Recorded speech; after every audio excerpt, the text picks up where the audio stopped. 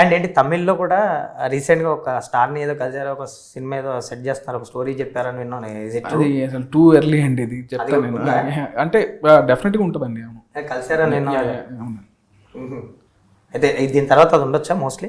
అది తెలియదండి అసలు. అంటే ఈ సినిమా తర్వాత ఇక అసలు నరేషన్స్ ఏం అవ్వలేదండి అసలు. నేనే ఇంకోటి అసలు నెక్స్ట్ ఇమీడియట్గా నాకు ఒక 2-3 ఐడియాలు ఉన్నాయండి. ఫస్ట్ ఒక్కొక్క దాని మీద ఒక ఐ మీన్ లైక్ ఒక్కొక్క 1 month పని చేసి షేప్ చేసి దాన్ని బట్టి చెప్దాము, ఈ డేట్స్ బట్టి వాటి బట్టి ఇక దాన్ని బట్టి ఏ స్లాట్ ఎవరికి వస్తుంది అని దాంట్లో పని చేయడం.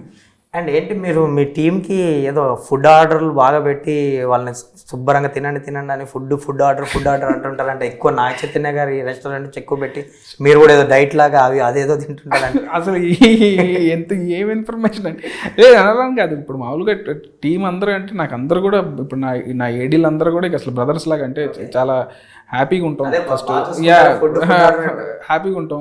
డెఫినెట్గా ఏంటంటే పొద్దు నుంచి అటు ఇటు పని చేస్తూ ఉంటాం, అటు ఇటు తిరుగుతూ ఉంటాం. కరెక్ట్గా లంచ్ టైంకి సరే నాకేంటంటే ఏదైనా సరే ఇప్పుడు లంచ్ ఏం స్పెషల్ చేద్దాం అని చెప్పి మా వాళ్ళని అడుగుతుంటా, ఎరా అబ్బాయిలు చెప్పండి ఏంటి ఈరోజు ఏం చేద్దాం అని చెప్పి. ఏం చేద్దాం అంటే ఎవడన్నా ఐడియాలు ఇచ్చాడు అనుకో, ఓకే ఇక్కడ ట్రై చేద్దాం అని చెప్పి ఇంక అందరం.